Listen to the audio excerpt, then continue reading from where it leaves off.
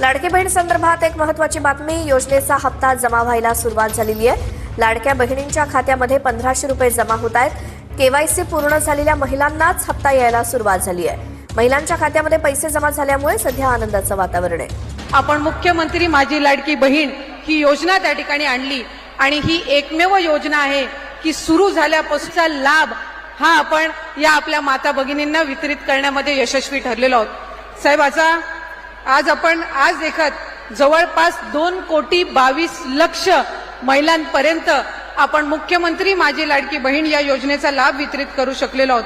आणि साधारणपणे काल आणि आज आम्ही 2 दिवस आधी ओवाळणीमध्ये आपण 3,000चा सन्मान निधी आपण त्यांच्यासाठी उपलब्ध करून दिला।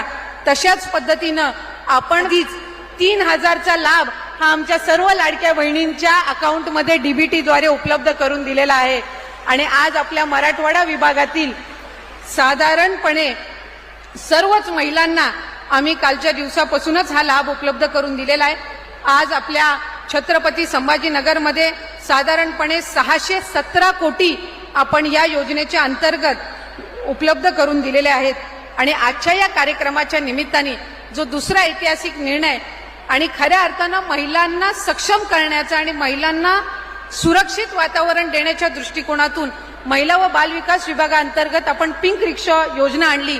आणि आम्हाला आज मनापासूनचा अभिमान आहे की या पिंक रिक्षा पहिल्या जर आपण कुठं उपलब्ध करून देत आहोत तर आज या ऐतिहासिक नगरीमध्ये छत्रपती संभाजीनगरमध्ये आपण या उपलब्ध करून देत आहोत। राज्यामध्ये 10,000 पिंक रिक्षा आपण उपलब्ध करून देत असताना प्रत्येक महानगरपालिका क्षेत्रामध्ये साधारणपणे 500 ते 1000 पिंक रिक्षा आपण उपलब्ध करून देणार आहोत। आणि आज प्रातिनिधिक स्वरूपात आपल्या मुख्यमंत्री आणि दोन्ही उपमुख्यमंत्र्यांच्या हस्ते